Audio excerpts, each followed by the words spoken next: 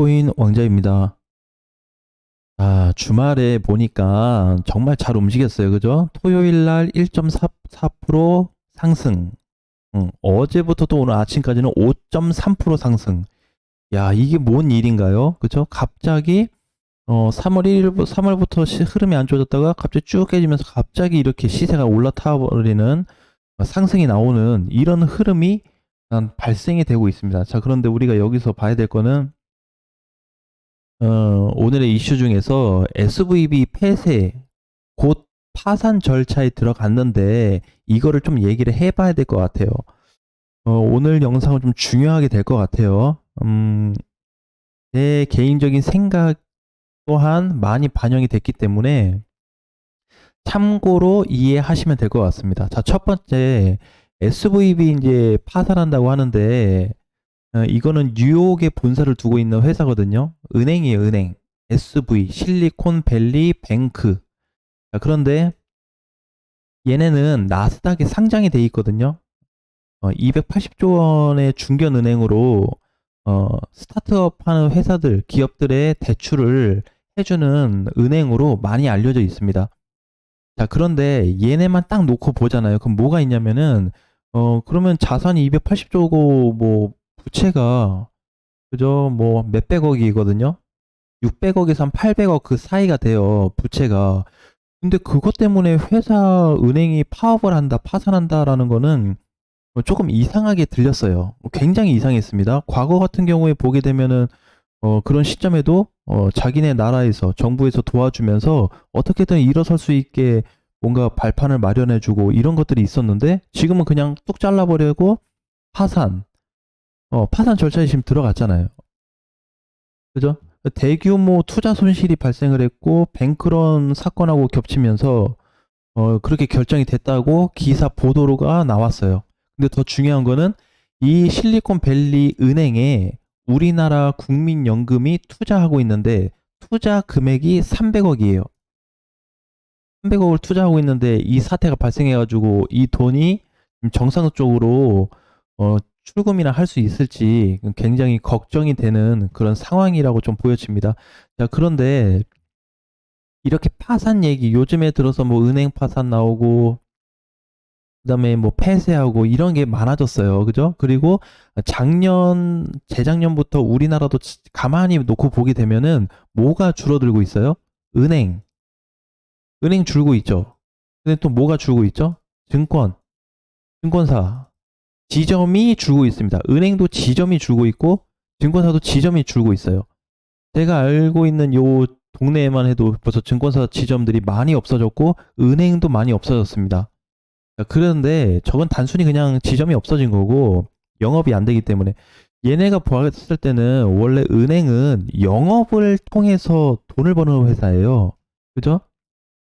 이거 돈 대출해 주거나 어디에 투자하거나 이런 게 이제 거의 대부분인데 그죠? 예금 해서 이자 주고 그죠? 기업들 돈 빌려주고 개인 대출해주고 이런 거잖아요.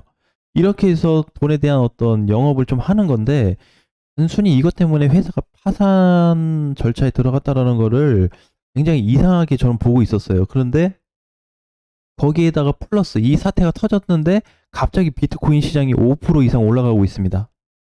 장중에는 뭐 3%밖에 안 됐어요. 그것도 오늘 지금 9시 10분인데 8시 50분이 좀 넘어가니까 갑자기 10% 넘어가는 코인들 뭐 스택스나 그죠? 스택스 19%, 앱토스 11%, 갑자기 요런 애들이 갑자기 10% 이상 올라와요. 비트는 뭐 5%밖에 안 되는데 거의 다 메이저 애들이 좀 올라와 줬죠. 자, 그런데 이제 여기서 또 추가적으로 볼 수 있는 게 뭐냐면 이런 사태에서 비트코인이 이제 5%가 올랐다. 근데 그러면 이제 다시 상승이 시작되냐? 요건 좀 마지막으로 가서 얘기를 하고 자, 개인적인 제 의견인데 무슨 생각을 했냐면 이렇게 좀 생각이 들었어요. 결국에는 어, 돈의 가치가 돈의 가치가 바뀌고 있다라는 생각이 들었어요. 그냥 제 생각이에요. 달러도 마찬가지, 원화도 마찬가지. 은행들도 지금 비실비실하고 저렇게 이게 없애고 파산하는 거 보고 특히 이슈가 된 게 뭐냐면 뉴욕에 있는 본사 그리고 큰 회사인데 저런 회사가 없어졌다라는 거죠. 그게 일단 이슈가 될 수 있을 것 같아요. 그럼 돈의 가치가 바뀌고 있는데 결국에는 우리가 돈 뭐 달러 이제 이렇게 하다가 현물이 있는 자산의 돈을 취하고 있는데 그죠?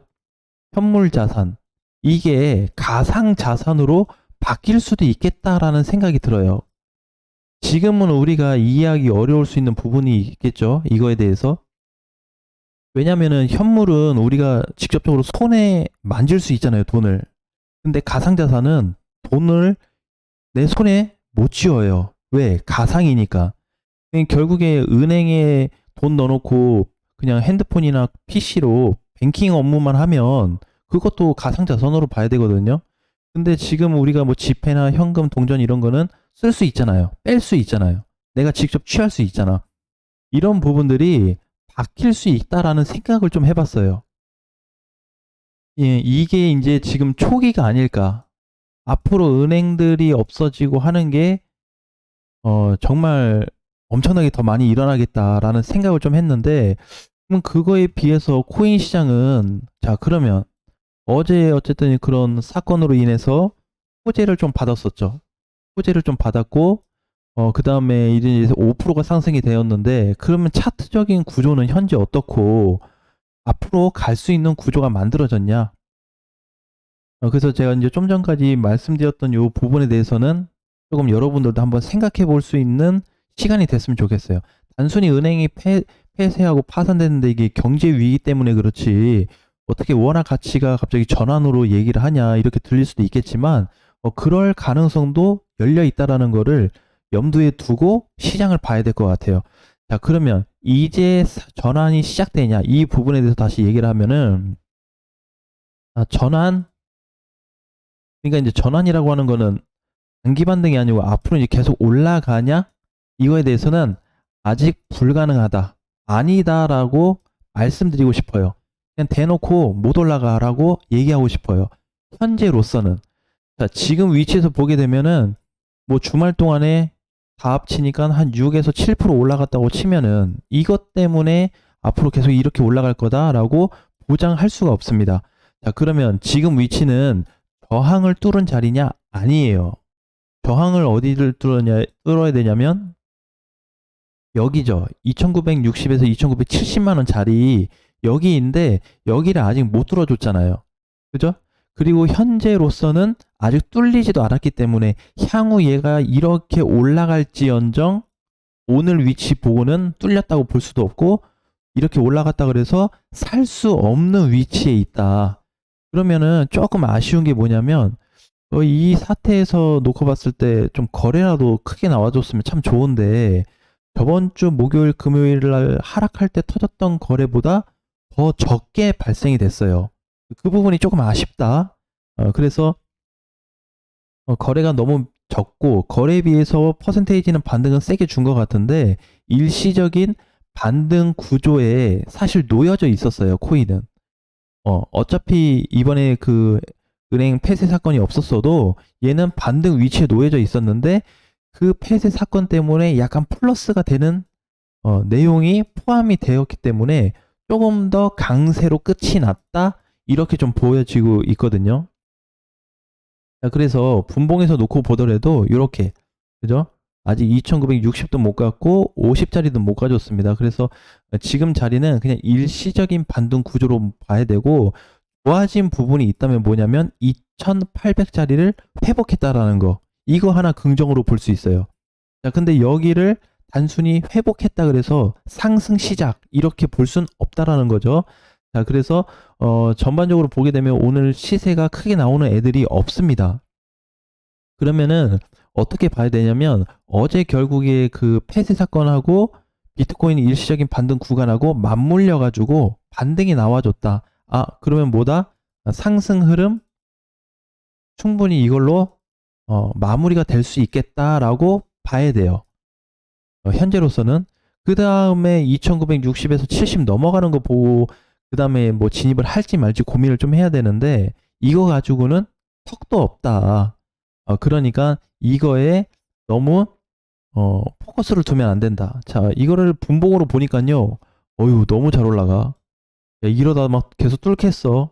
이런 생각도 들 수 있겠지만은 오늘 현재 아침 9시 종가로 놓고 보니까 당장에는 그런 모양을 좀 취하기는 어려워 보인다. 일봉상에서 단기 이평을 회복해서 시세를 줬기 때문에 조정을 받게 된다면 아마 2800에서 2850 정도 재조정을 한번 받을 수도 있을 것 같아요. 현재로서는 그렇게 좀 보여지고, 여기서 만약에 흐름이 뒤바뀔 수 있는 상황이 발생이 된다면, 그러니까 이제 추가 상승이 나오든 하락이 나오게 된다고 했을 때는 다시 단기 이평이 깨질 수 있는 가능성이 좀 있고, 그 반면에 추가 상승이 나올 경우에는 2960이 넘어가는지 굉장히 중요한 자리가 되거든요. 거기를 봐야 돼요. 그래서 여기를 만약에 뚫지 못하면은 결국에는 비트코인은 계속해서 밑에 구간에서 놀게 돼 있습니다. 요런 모양을 좀 많이 만들어 줄 것 같아요. 그래서 지금 그렇다고 그래서 이 아까 전에 이거 사태 발생했다고 했는데, 이 은행이요, 그 코인들 있죠. 코인들 돈 넣고 빼고 하는 그쪽하고 많이 연결이 돼 있거든요. 그러면 코인 시장도 데미지 받는 거 아니야? 이렇게 생각할 수도 있는데, 어, 순전히 일부 액션이라고 좀 보여집니다. 어차피 지금은 뭐 우리나라도 보면 연결된 건 많잖아요. 그죠? 코인에 돈 넣고 빼고 뭐 국내 거래소, 해외 거래소만 봐도 여러 은행을 통해서 입금 출금이 가능한데, 미국의 대형 회사는 아니지만 뉴욕에 있는 중견 회사가 이 사태가 발생됐기 때문에 이게 코인 시장에도 영향을 받을 수 있지 않냐라고 고민 정도는 한번 해볼 수 있을 것 같아요. 하지만은 제가 봤을 때는 10이 제일 높다고 그런다면 1밖에 해당 안 되는, 난이도가 1밖에 안 되는 그 정도 사이즈라고 좀 보여져요. 그래서 중요도는 그렇게 크진 않을 거다라고 보여지거든요. 파산이 된다고 해도 이게 변경이 되겠죠, 은행이. 그렇지 않겠어요?